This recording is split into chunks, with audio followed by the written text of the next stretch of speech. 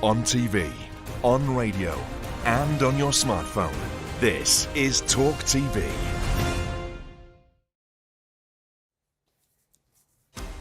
Tonight on Piers Morgan Uncensored, Donald Trump returns to Facebook in a stunning boost for his campaign to return to the White House. Is it a victory for free speech or for hate speech? We'll debate that with the censored social media star who's actually been advising Trump on his comeback. Jesus was non-binary and Judas was a woman, according to a woke-washed reversioning of Jesus Christ Superstar. Is culture caving to the culture warriors? I'll ask the musical's legendary original lyricist, Tim Rice, and stage legend Tom Conti. Plus, Oscar-nominated star Brendan Fraser says we should be more kind to the morbidly overweight. But is body positivity one of the big reasons for the obesity epidemic? Is fat shaming actually not a bad thing? I'll be joined by top TV chef Tom Coad. You lost 12 stone. Will join me live.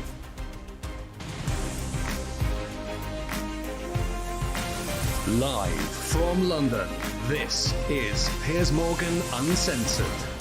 Well, good evening from London. Welcome to Piers Morgan Uncensored. Worship him or detest him, and it's usually one of the two. Donald Trump can never be fully written off. Hammered by lawsuits, humbled in the midterm elections, hemorrhaging backers to his younger rival Ron DeSantis, Trump still believes he can return to the White House.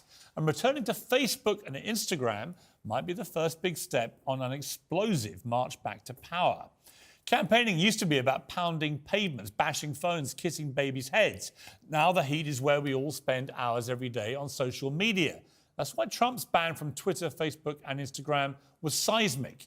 The tech giants suspended Trump for glorifying and, in their view, inciting an insurrection on January 6th at the Capitol. They choked off his ability to spend hundreds of millions of dollars riling and rousing tens of millions of voters. And most damaging for Trump, they choked off his ability to be the centre of attention. This was why they did it. It's a very tough period of time. There's never been a time like this where such a thing happened, where they could take it away from all of us, from me, from you, from our country. This was a fraudulent election, but we can't play into the hands of these people. We have to have peace. So go home. We love you. You're very special. Well, it was all a bit late for that, wasn't it? Because people had already started dying at the Capitol. And it was an outrageously irresponsible thing that Trump did in relation to that event. He whipped up his supporters into a frenzy. If he ever steps the line again, then I'm sure he will be banned again, because free speech always comes with some guardrails. You can't incite hatred, demand violence, or shout fire in a crowded theatre. But banning Trump is at the heart of a much bigger debate. Who gets to decide what those guardrails are? Big tech companies themselves are unelected and unaccountable. So why should they get to make decisions that literally change the outcome of elections? A former leader of the free world, a man who got 74 million votes in the last election, was banned for inciting violence. But the Ayatollah of Iran, who literally has called for America to be wiped off the map, still has a Twitter account which he uses to spew Holocaust denial and demand actual war. The Communist Party of China has used Twitter to say its genocide against the Uyghur Muslims is about setting them free. Putin's Kremlin still pumps out propaganda, even as the Russian army blows up maternity hospitals in Ukraine. Human rights abusing despots in Venezuela and Saudi Arabia were deemed acceptable too. Now, billionaire Elon Musk wants to fix this nonsense. He spent $44 billion buying Twitter, and he did that after one of his favourite satirical websites, Babylon Bee, was suspended. This is what they do. What? My mom got you an apron. This isn't an apron. This is a message, a symbol of patriarchal oppression and a shackle of cis heteronormativity. I belong in the world, toppling gender stereotypes, objectification, inequality, and the subjugation of half the world's population. Breaking news. World War III has officially commenced. As our nation goes to war, the president has declared that one able-bodied member of each American household will be drafted into the military. On the other hand, traditional gender roles exist for a reason. I'm your wife, and I belong in the kitchen. Well, you may not share Elon Musk's sense of humour, although actually I do. Babylon Bee, which is a funny conservative satirical site, was actually banned for posting that a trans woman in the US government, Rachel Levine, was one of their Men of the Year. You might not find that funny. You might even find it offensive. That's your right. But is it really more offensive than the Ayatollah of Iran tweeting that Israel should be incinerated? Too often these decisions are taken by chin-stroking, bearded hipsters who voted for Bernie Sanders and think Trump is the devil. Ban people for breaking the law, not because they're not woke enough. Well, joining me now is host of Podcast On, Kara Swisher, and Seth Dillon, CEO of the satirical website Babylon Bee, who met Trump actually this week to discuss all this. And we've got my pack as well, the broadcaster Alex Phillips, lawyer and commentator Paula Roan Adrian, and TalkTV international editor Isabel Oakeshott. So a stellar panel of frenzied social media users, I might add, have all been gathered to debate all this. Let me start with you, Seth Dillon, because you're really one of the reasons that Elon Musk ended up buying Twitter, if you believe his tweets, because he was incensed that people like you were getting effectively censored and banned by the former Twitter regime, and that this was only ever skewed towards conservatives. Well, yeah, I don't think that we were the sole reason that he did that. I think he was primarily concerned about restoring free speech. And we were one egregious example of how just making jokes, making jokes that you're not supposed to make was resulting in suspensions where our speech was being curbed. So he saw that as problematic and wanted to step in and do something about it. And I think it's a great thing that he did. Somebody needed to. As Bill Maher said, Twitter needs a new sheriff. They weren't doing a very good job deciding what's true and what's right and what's hateful. Yeah, well, I completely agree. And it always seemed to be skewed one way, towards people on the right. So, Kara Swisher, I mean, that was my experience as somebody who sits, pretty much in the middle. I like to consider myself. I was watching this thinking, well, it is only actually people on the right who were getting slung off Twitter. It's only people like Babylon Bee. It's only people like Donald Trump. It's never the hardcore left, who sometimes can be just as outrageous and offensive. Well, the Babylon Bee thing was ridiculous. I would agree that they shouldn't have been kicked off. I mean, you can think the joke was funny or not, but there was nothing wrong with having satire and things like that on there. And I think it gets more problematic when you have someone like Donald Trump possibly promoting violence. And that's the problem here, is that they had these rules and they were random. And that's the problem with it. I don't necessarily think there's any beard stroking Bernie Sanders person. I think that's a trope also. But that they were randomly put in place. And there's actually been some new reporting also that they were too scared to take things down too, of conservatives. And I think that's the problem, is that these companies who are unaccountable to anyone, as you noted, have no ability to make rules that they stick to. And that's the problem with Facebook too. They sort of did this 2-year ban. What's a 2-year ban? What does that mean? Because they didn't have the guts to kick them off, I guess, or not, or don't kick them off if you don't think it's a real ban. And so I think the problem is these are being made by singular people, even if it's Elon Musk. He had the same problem this week with Nick Fuentes. He brought him back on and then he kicked him right off. And I think that's going to be the problem.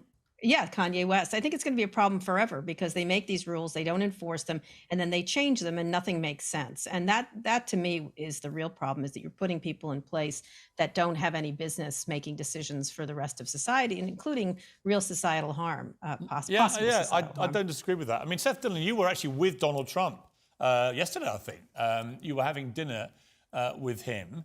What was his view about whether he should come back onto social media? Because obviously he's had the invitation to come back to Twitter, which he hasn't taken yet because he has his own Truth social media platform. But did you get a feeling he is going to come steaming back? I'm not sure. I don't know that he's made that decision yet, but he shares the concern that a lot of Americans can share, that there's politically motivated viewpoint discrimination happening on these platforms. He was a victim of it. We've been a victim of it. Whether it goes one way or not, I don't think is really the issue. Sure, it's a problem if it's one-sided or the rules aren't being applied fairly, but this is the public square of the modern age where people need to be able to have a voice. There's a recent case that just happened. You had this House Bill 20 was passed in Texas, where they were trying to make politically motivated viewpoint discrimination illegal. And an Obama-appointed judge enjoined that law. And then the Fifth Circuit Court of Appeals looked at it and they said, no, listen, there is no hidden right to censor in the First Amendment. Censorship isn't speech. So these platforms don't have a constitutional right to be able to censor you. They need to let you speak and express your viewpoints. They shouldn't be deciding what's true. They shouldn't be moderating jokes because they think the jokes are hateful. And saying things like, when Trump got kicked off Twitter, people don't know this, but Trump got kicked off Twitter for saying, I won't be attending the inauguration. And he said, my supporters will have a voice long into the future. What rule does that supposedly violate? It's not unlawful speech. It's not inciting anyone. It's not calling for anything. You have to read that into it. And that's the problem is you should be able to express your opinions, say what you believe. Even if it's not true, you have a right to be wrong. Hillary Clinton said that his election in 2016 was illegitimate. She had every right to say that if she wanted to say that. It's okay I was going to make that that point. It was exactly the same thing about that. They all said that election was stolen from them. There was no qualitative difference to me. Donald But Cara, Trump, let me just say that's not accurate. That's okay, not actually accurate. You know, look, they were slightly different, but to me, the generalised sort of overview of it all, it's not much difference between one group of people saying what's different about we it? lost that election unfairly, and another group Let me saying, say one thing. First of all, you're saying it's a public square. It's not a public square. It's a profit-making business, and they can do whatever they want. You can do whatever you want. You don't have any right to be on Twitter. You don't have any right to be on Facebook. And I think that's the problem is we become to think of it as that. I think the real problem is when the government does intervene, including in Texas, which is going to get overruled because of the First Amendment. They should also be able to put on what they want. And I think the problem is everyone's decided they own these things. We did start the internet. The U.S. taxpayer paid for the internet, and that's for sure. But these businesses can do whatever they want. But the real problem, Cara, it seems to me, the most egregious example, I think, of what was going on was the New York Post expose of Hunter Biden and that laptop several weeks before that election, where we don't know what would have happened if Twitter hadn't banned the New York Post site completely and basically airbrushed that expose, which turned out to all be completely true. Right, but that was, let me just say, that was, they changed it really quickly. You and I have talked about this. They changed it really quickly. They said they made a mistake. He said it in Congress. How's it different than Fox and Dominion? Cara, they didn't change it until after the election. And the big unanswerable question now is what impact would it have had if the mainstream media had not all convinced themselves this was Russian propaganda and had actually gone after that story as aggressively as they should have done 3 weeks before an election? It could have tilted things Trump's way. So you actually had a direct example of a social media platform banning a story and a newspaper from publishing that true story, which could have influenced the result of an election. And you have the same thing with Fox and Dominion. Should they have been able to broadcast those election things? I mean, I think that's the problem is that these sites have so much power over everyone, and yet they're private companies. And so what is the solution? In the case of Babylon Bee, it takes Elon Musk to buy it and let them back on. And that's the solution. Unfortunately, a billionaire has to buy it. I think the problem is we have these private profit-making companies making decisions for all of society. And by the way, they're allowed to, even if they make a mistake, even if they make the wrong call, even if they say they make a mistake. We need to make a distinction, though. We need to make a distinction between how it is and how it should be. And like you just acknowledged, these private companies exercise a ton of power. The primary threat to speech used to be the government. But now, because people speak online, the primary threat to speech is these online forums that are owned by private companies. And the question, like Justice Thomas is asking, is should common carrier doctrine apply to them? Should we have rules in place, regulations in place where discrimination is prohibited? I think a good argument can be made that common carrier doctrine could and should apply to these private companies, even though they're privately owned, so that people are not discriminated against unfairly and they still have a voice in the public square. Seth, let me ask you, where do you think the line is with freedom of speech? Nobody, I don't think, believes it should be completely unfiltered. In other words, that anything goes. For example, Kanye West, for example, when he literally is brought back on Twitter and one of the first things he does is post the Star of David with a swastika inside it. If you were running Twitter, even with your zeal for free speech, which I share, would you have tolerated that? Well, I do think there's a place for moderation. I think that you get into really tricky places when you try to moderate people's opinions. I think that people have a right to opinions, even opinions that are wrong, that are morally wrong. But that's not an opinion. That's a deliberate attempt to... I mean, that's not an opinion, is it? Yeah. That's basically inciting Nazi hatred against the Jewish people through symbolism, isn't it? Yeah, and these platforms should be able to moderate content that they believe is obscene and objectively offensive, that isn't viewpoint related. I think they absolutely should be able to. They should be able to moderate unlawful speech. I think that they give people a lot of tools. For example, if you say things that upset me all the time, if you're trolling me or making fun of me and making me feel bad, I can block you. I can mute you. I have that control, and I can control who I see and who I hear from. Leave it in people's hands, what they see, what they consume. Let them reach their own decisions. Stop trying to decide for them what's true, what they're allowed to joke about, what they're allowed to believe. The thought control and speech control that these private companies are exercising right now is having detrimental effects in society. All right, final question. And it is affecting election outcomes. Just want to ask you one question, because you were at this dinner with Trump. And in the background of the picture of one of the other people you were with, the libs of TikTok, I think they call themselves, they mock liberal people for doing silly things.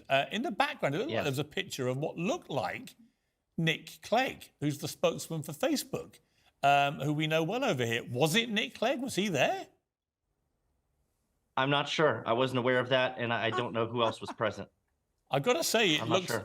either it's Nick Clegg or it's a dead ringer for Nick Clegg, which prompts all sorts of questions. What the hell was he doing there? Anyway, you come back in response there. I've got to leave it there with you two. This was great. Thank you both very much, because you're both very tapped into all this. It is a complex thing. I personally am very glad Elon Musk is wrestling through it, because I think he comes from a good place about it. But we'll see. He's found that pretty quickly. It's tough. It's tough in the jungle. But Cara and Seth, thank you both very much indeed. And Seth, great to have you back on Twitter. I've missed Babylon B. You're hilarious. So good to see you both. Thank you very much. All right, quick reaction from the pack.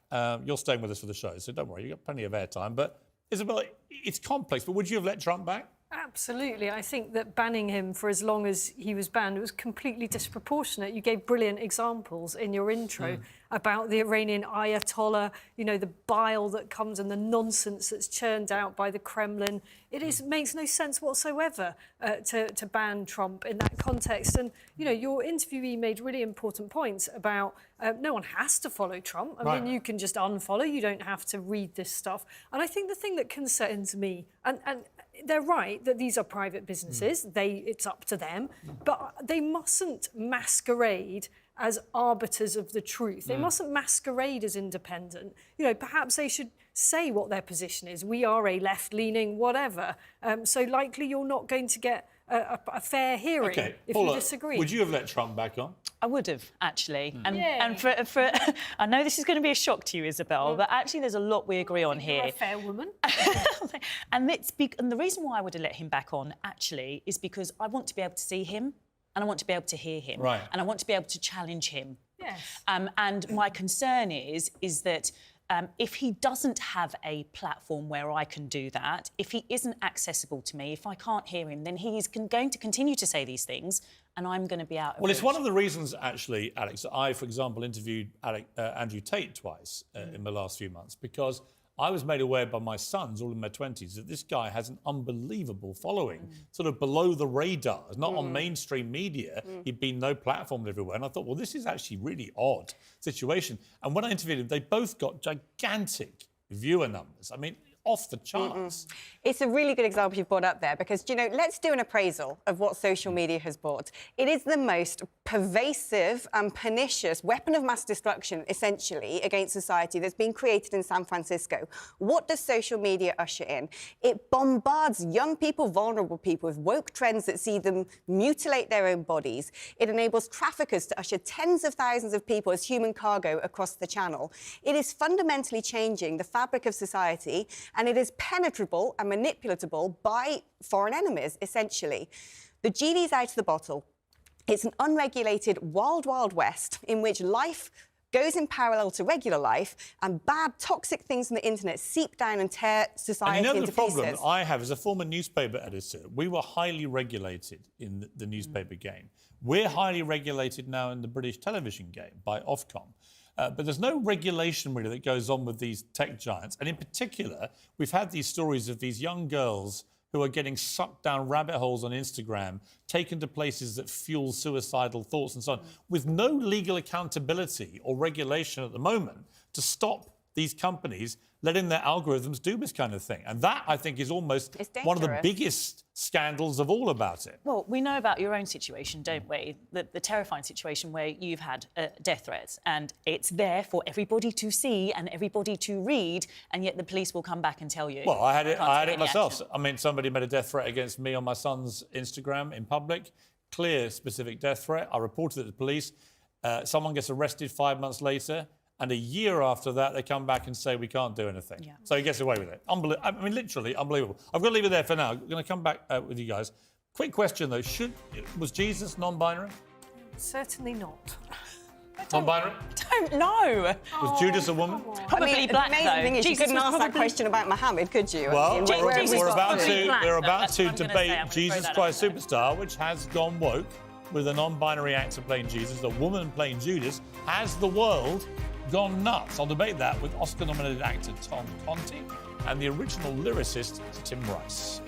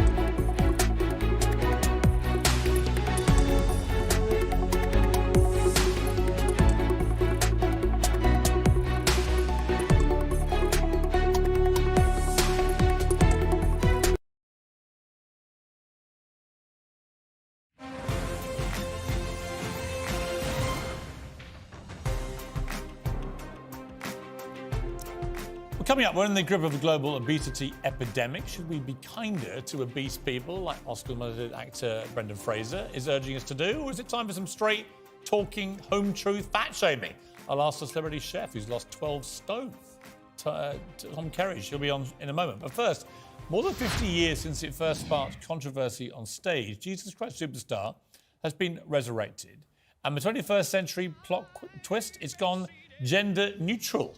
Of course, Jesus is non-binary, Judas will be played by a woman, and none of the apostles are men. The production is required to keep the original lyrics, which means non-binary Jesus will be referred to as him rather than they, all rather confusing. Well, joining me now to discuss this is the Tony Award-winning actor Tom Conti and Sir Tim Rice, who of course wrote the original Jesus Christ Superstar, featuring a red-blooded male Jesus alongside Andrew Lloyd Webber. Well, welcome to both of you. So Tim, let me start with you. This is your baby. This is your production. Are you happy that it's gone all woke?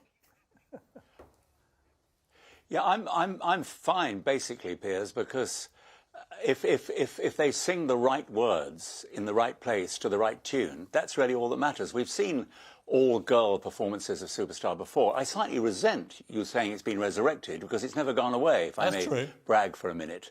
But the first time I saw it with an all-female cast was at St Mary's Khan School in, I think about 1989 or 90, and an all-girl cast, and they did it brilliantly, but they stuck to the words. So after a few songs, you forgot that Judas was actually being sung by a woman or Jesus being sung by a woman, and you get into it. And this show, I gather, doesn't change the words. And we said, fine, you can do it, but you mustn't start singing, I don't know how to love them. Right, but this is where I get it, but this is where, to me, it becomes a bit of a farce. If you're going to have a non-binary Jesus, then you have to use the correct preferred pronouns. The whole point of being non-binary is you don't get called he or she. You get called them and they, which I never understand because there's only one person involved. But if you're the guy here saying this is all fine, but at the same time insisting on the original lyrics, what you're really saying is, Tim, because you're very clever, is, yeah, you can have our production, but you stick to our words, which means actually Jesus is not non-binary after all, is he?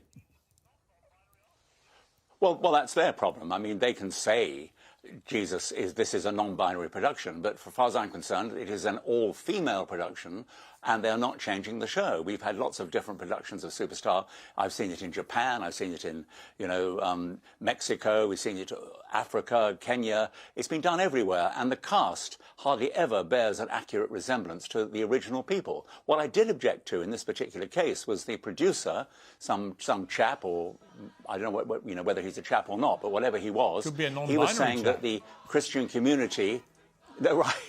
He was saying that the Christian community had never really embraced Superstar, but that's absolute cobblers.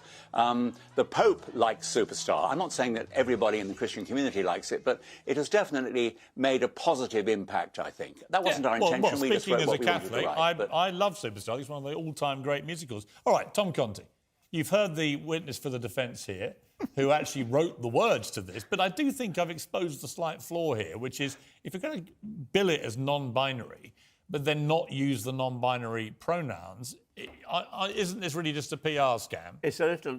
well, I don't think it's a PR scam. I don't know what it is. Actually, I was accused of attacking the show. I didn't ever mention the show on the World at One. I didn't mention Jesus Christ Superstar.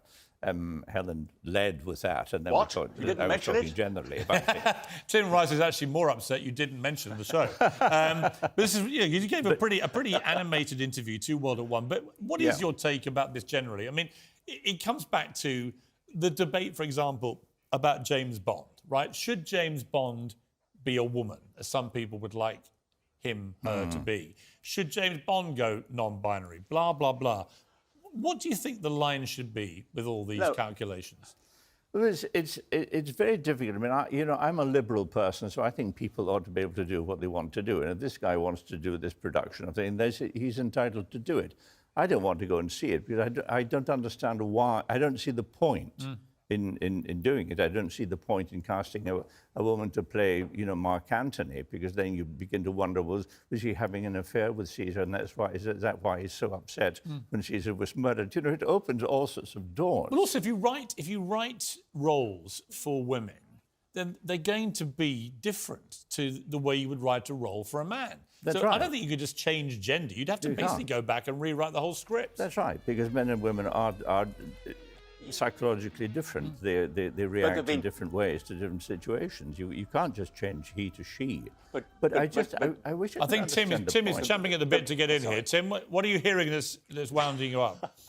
No, I was only going to say that there have been plenty of all-female versions of Hamlet or Othello and this, that, and the other. And as long as the basic work is the same, I don't really mind what people do. As long as, I'm delighted that Superstar and other stuff I've done over the years can be done in lots of different ways. But you can't change what's there. If you don't like the piece, don't do it. But if you do like it, then I'm delighted it's done in different ways. But this is obviously not the way forward for something like James Bond. I believe James Bond was written for a bloke. I mean, the character has to be a man. You can do lots of wonderful movies and plays with super dynamic female agents or non-binary agents, or whatever the expression is. I don't really understand what non-binary is myself. But the basic work is paramount. And hang on, okay. Look, let me pick you up on that. So that's very interesting. Okay. So you think James Bond couldn't be non-binary or female, but you're happy for Jesus Christ I think he wouldn't to be James non-binary Bond. or female. At which point I go, hang on, surely the two of them are inextricably linked to the fact they're men. And well, both yes cause a and lot of no. I mean, trouble. there's no reason on earth why... There's no reason on earth, I suppose, why James Bond couldn't be female, but he should still be, or it, or... God, I'm getting confused myself. You're getting into a terrible rabbit hole now. You've got to start using the word it. Yes, but what does he have? Does he have girlfriends if he's a girl? Well, that's the if it's a point. I mean, woman? if James Bond suddenly becomes a woman, what happens to all those dingy scenes at the end? Well, I don't know. I mean, it's not my problem. I would not get involved with changing James Bond to that extent. But I mean, we had a case in New Zealand, of all places, with Joseph, which you would have thought nobody would be mad enough to change Joseph. But they wanted to change the line, "Children of Israel are never alone," to "Children of kindness are never alone," which was meaningless and frankly, sentimental drivel. And we weren't sure why. And we said, sorry, you can do the show. We're delighted you're doing it, but you have to stick to the words that were written, even if you don't like them. And they said, well, in that case, we won't do the show. And we said, fine. And in the end, as it happened in that case, they backed down. But I think the work itself should not be altered. Okay. I mean, James Bond is a slightly different case because Tom there is Conti, no actual standard James Bond plot. Right. My concern about this gender issue generally is take the Brit Awards, which was just announced last year. They're going to go gender neutral with the awards. Right. And I warned when this happened, Tom Conti, that when it happened, that what would be the inevitable result was that the next batch of nominations would probably all be men. And then everyone would scream how ridiculous it was. That's exactly what happened. So all 5 nominations for Best Artist turned out to be male this year. And all the women who've been excluded, quite rightly, go, well, this is ridiculous. I don't see any problem celebrating women, femininity, female roles, female singers. No. I don't want a gender-neutral Oscars, do you? No, absolutely not. And you deny someone an Oscar or a BAFTA, whatever it is, if you say, no, we're only going to give Best Actor, and of course, by saying actor, we also include the word actress, then one person doesn't get, it should be 2 people getting an award, but now only 1 person is getting an award. So who does that benefit? Well, it doesn't benefit women. No, certainly But also, doesn't. I mean, I know Dame Joan Collins very well, and she insists on calling herself an actress. She doesn't want to be called an actor. She thinks men are called actors. Yes. But this is all part of the sort of the gender neutralising of language generally, which I think is very problematic. Yeah, no, I agree. I don't know why. I don't know why this is happening. It's bewildering to people. People just say, "Well, I'm a stupid old white man," which is a kind of racist comment, but there we are.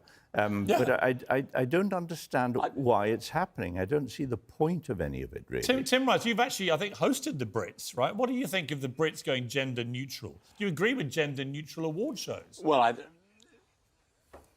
not really. Well, I mean, quite a few of the awards, as it happened, are gender neutral. I mean, Best Director, Best whatever. But I think the Brits have slightly shot themselves in the foot. I did present the Brits back in the Stone Age when no one really took much notice of them. But I mean, once you get into this whole gender thing, I mean, it's ludicrously complicated. I mean, both Tom and I are slightly baffled as to what to say. I can just go back to the same thing, saying the work is paramount. And if you want to do the piece, do it, but don't try and rewrite it. Well, to me, yeah. But look, you are rewriting it, aren't you? If you've suddenly having all women or all men playing women or you are completely changing. Well, in a way, you're not. I mean, the Indigo Girls, an American all-female band, did a rather nice album of Superstar with only women singing all the parts, and they stuck to the actual songs. They got the words right, they got the tunes right, they made a great album. I didn't mind that at all. I thought that was nice. That was an interesting way. But if they changed it to I Don't Know How to Love Her, or So You Are the Lady Christ, the Great Lady Christ, or something, that would have been wrong. Yeah, I think you're heading into once you start trying to pretend it's non-binary, but the lyrics stay the same as if it's a man, then the non-binary thing becomes to me a complete farce, because the whole point of being non-binary is you insist on being called they and them. Where is this going on, this production? Up in Scotland, in Edinburgh. In Edinburgh? Yeah. Oh, they're very confused. Well, we know, listen, we know what's happened in Scotland. I mean, on a serious point, where this gender stuff takes you is it takes you right down this rabbit warren we get in Scotland with this trans rapist who ends up raping 2 women as a man, transitions before his trial, and ends up being sent to a women's prison until today, when he's now being taken, or she, or they, or them, whatever he or they want to call themselves. He's a rapist, so I don't care about respecting his pronouns, but he's now been put back into a male prison, and I would say quite rightly. But this is the problem. When gender gets that confused, people will exploit it. Anyway. And also this whole thing in Scotland of letting youngsters of 16 decide what they're going to be. Nuts. I mean, the synapses in the brain are not fully connected until you're they're not allowed 20. to buy a drink legally in Scotland until they're 18. But the brains aren't fully formed at 16. That's the huge danger. Yeah. Tom Conti, Tim Rice, what a great debate with 2 legends. Legends. I don't use that word loosely. Legends of stage and screen. What a pleasure to have you both. Good luck with the show. And both, I presume, just finally, you're both identifying as male this evening? Well, I'm trying hard. I'm a bloke, I think. I'm a bloke. I'm a fairly inefficient bloke. All 3 of us are currently identifying as blokes. Yeah, right. Great to see you. We've got to leave it there. Thank you very much indeed, chaps. Much enjoyed that. Well, coming up next, actor Brendan Fraser plays an obese recluse in his new film and says we need to stop the bias against fat people. But is he right? Do fat people actually need to be fat-shamed into losing weight? We talked to a man who lost 12 stone. The superstar chef Tom Kerridge next.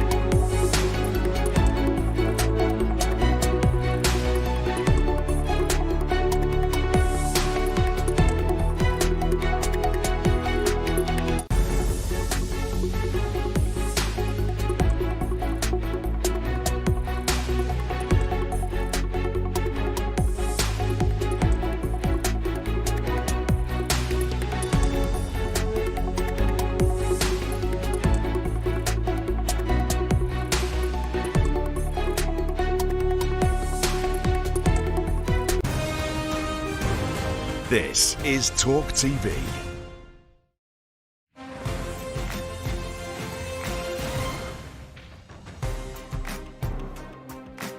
Welcome back. Brendan Fraser's portrayal of a morbidly obese recluse in the film The Whale has earned him an Oscar nomination. He's spoken out about society's treatment of overweight people, calling for the need to stop the bias against those with obesity. But in an age where the world is in the grip of an obesity epidemic, not least which in this country, is this whole notion of body positivity making the problem worse? I'm joined now by great British menu star Tom Kerridge, who famously lost 12 stone and looking in magnificent shape. You work out every day, you were just telling me. I do. I try to work out every day in different things. So when I first lost a load of weight, it was through cardiovascular stuff. So I swam. So I used to swim a mile every day. And how big were you at your biggest? Oh, I was over 30 stone. 30 stone? Yeah. Now, in that moment, what was the trigger for you actually saying, I've really got to do something about this? Age. So there's a point where you get to... So I was approaching my 40th birthday. And I think that's always a point of reflection, isn't it? I think when you get to 40, I mean, I know it's not that long ago for you, Piers, but you get to that point where you just think, what have I achieved? What have I come to? And where am I going? So I think there's a point, 40 is always a real kind of a testing point for many people. For me, it was, okay, what have I achieved? What am I doing? Career-wise, it was all going great. The restaurants were fantastic. The pub was great. The recognition was good. We were doing stuff on the telly. So there wasn't a health scare, which I'm sure there would have been at some point. There was no conversation. Were mates of yours or family or viewers, whoever it may be, were people making comments to you that made you think, you know what, about your weight, about your size? Were people, was that part of it as well? No, none of it. It was all self-conscious. So the thing about anything that you have to do, whether it's losing weight, whether it's an issue with addiction, whether it's giving up smoking, whether it's alcohol, whether it's gambling, whatever it is, whatever it's part of your life, none of us are stupid. We all know it's bad for you. If you eat loads of Mars bars every day, you know you're going to be in a bad space. If you drink too much, it's about self-responsibility. So a lot of it comes to, you know, what am I going to do to change the bad habits? But my issue with the debate is that obesity rates we know are just going through the roof all around Europe, actually, but particularly in this country, where it's shocking, and America. And I see people, for example, I remember a while ago, a model in America, she was a plus-size model, called Tess Holliday. She appeared on the cover of Cosmopolitan magazine here. She was over 300 pounds and about 5 foot tall. And there wasn't a single word in the whole piece which did anything other than celebrate her supposed body positivity.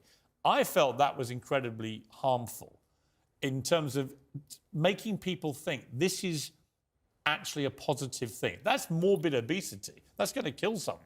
So I think the positivity, that's a mindset. Yes, okay, I think if you're morbidly obese, I mean, the word morbid in front of it, it's something, it's frightening, and it's something that you have to reflect on yourself. But then at the same point... But my point is, does fat shaming, if you know, when I put on a bit too much timber, I can absolutely rely on one of my sons who are all pretty fit, or my brothers, who are not as fit, actually, but like to dig it out. What the first thing they'll do is say, God, you put some timber on, right? And that will always make me go back to the gym. Right? Yeah. In other words, I believe that a bit of fat shaming goes quite a long way in making you think, actually, really? OK, I better do something about it. Well, not all of us are in the same fortunate position as just me and you, where we can go to a gym. We have a gym that we can go to that we're members of. You go running?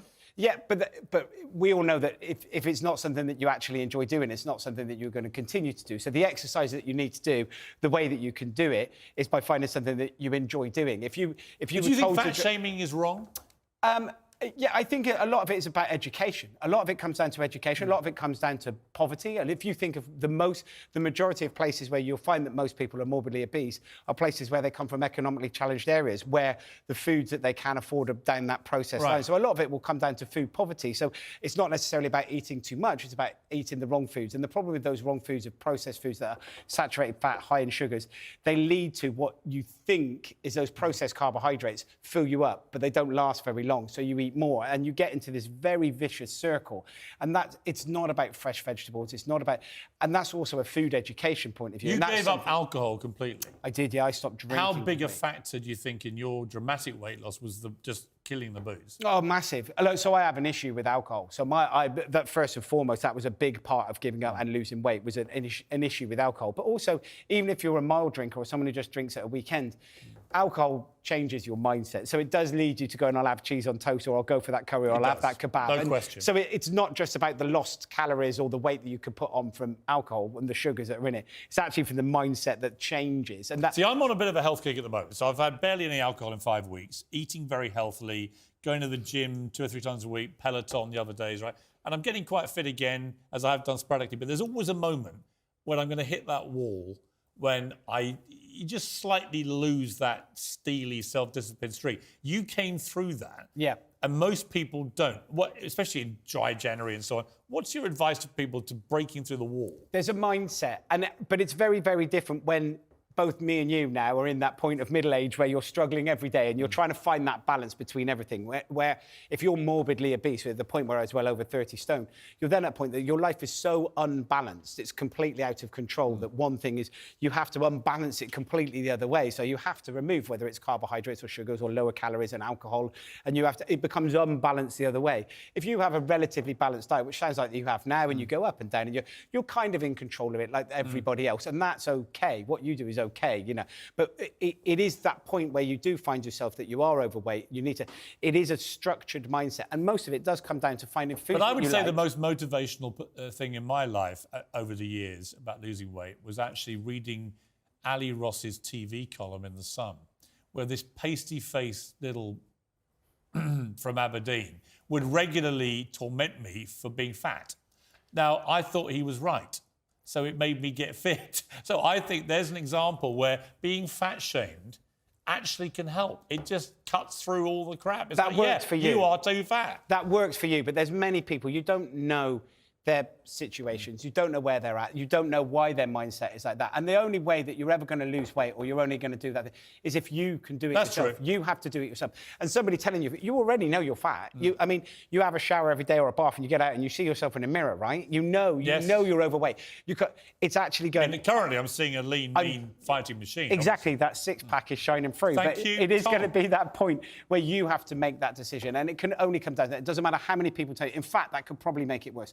If you have some form of insecurity and somebody's telling you, you comfort eat. If you're comfort eating anyway, and then you're constantly getting told that, it can only lead to worse. Tom, I'm going to leave it there. I want to talk to you again another time about pubs, because I was brought up in a pub, and I share your passion for pubs, and there's a war on pubs, as we know, a lot of them going under. So we'll do another debate on that another time, but it's great to talk to you about this. It's a really big issue. There's a lot of people out there at the moment doing this dry January, doing veganuary, which I'd rather shoot myself than do. And you're a prime example of how you can do it. So congratulations. Thank you, young man. Cheers, Chief. Well, coming up, Scotland finally sees sense. A transgender rapist will be moved out of a women's-only prison. How did it ever come to that in the first place? That's next with The Pack.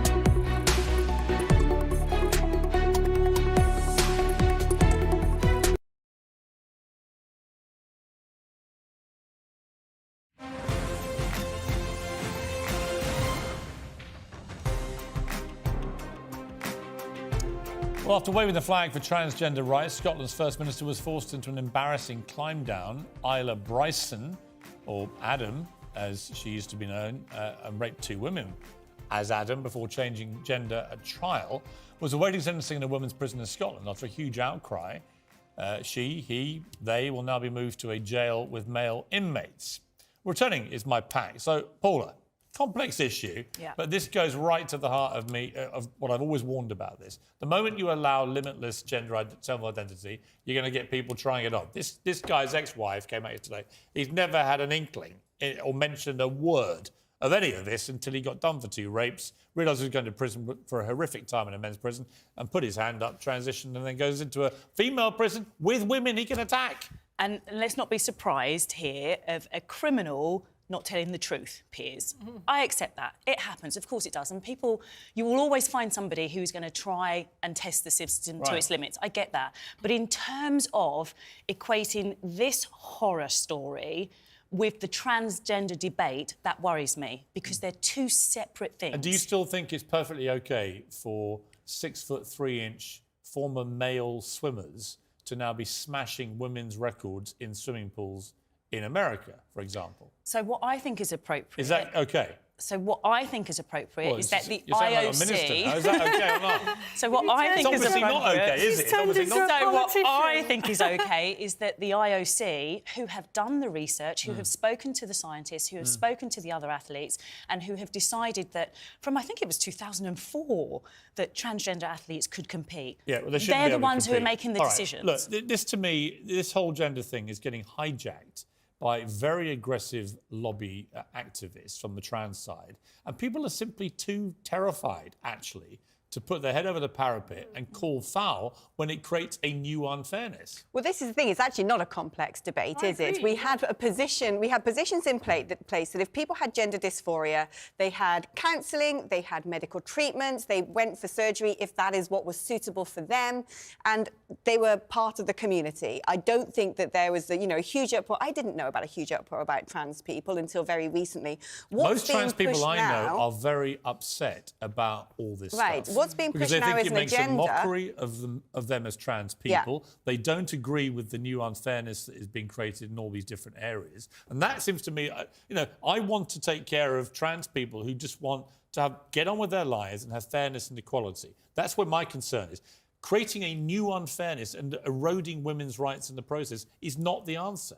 Well, I agree with Alex. I think this is actually really simple. And I think there's a very simple way of approaching it, which is that if you commit a crime as a man, particularly if it's a violent sexual offence as a man that only a man can perpetrate in that way, then you should be tried and charged and sentenced as a man. It doesn't matter if you fiddle around with your sex afterwards, you're going to be punished as you were for the crime that you carried out. And I just can't see why you need to complicate that any further, OK, now actually. what a little moment of silence here of thought and prayers for the Guardian newspaper, the chief woke publication in the world, who have just been accused of institutional racism in a comical turn of events. Producers working for The Guardian on a podcast about The Guardian have discovered links between its founder, John Edward Taylor, and slavery. Good. A leaked email said a key issue was the lack of any serious desire from The Guardian to face and interrogate its own historic role. I think we can all surely share our dismay that these wokies have been caught with their racist trousers now. Isn't it gorgeous to watch the left-wing self-cannibalising? Yes. The battle of the rights, the battle of only because they're so self-righteous.